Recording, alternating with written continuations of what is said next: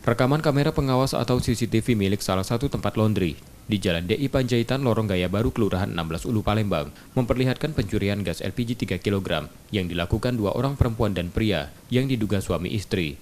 Video yang kemudian viral di media sosial setelah diunggah pemilik laundry ini terjadi saat pekerja laundry sedang melakukan sholat maghrib di bagian belakang. Tabung gas yang digunakan untuk pengering kemudian dibawa kabur dua pelaku yang awalnya mengawasi situasi. Pemilik laundry baru mengetahui tabung gas LPG-nya hilang usai sholat.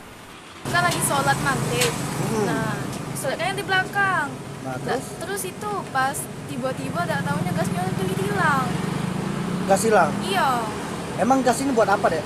Ini buat apa? Buat pengering pakaian. Itu kita lihat dari CCTV, kenal nggak dengan pelakunya, Dek? Nggak kenal, Pak.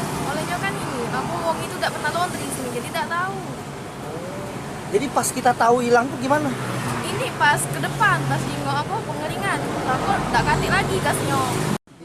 Aksi-aksi pencurian di tempat usaha makin kerap terjadi di Palembang, membutuhkan kewaspadaan lebih dari pemilik tempat usaha. Yudi Kiswanto, Kompas TV, Palembang.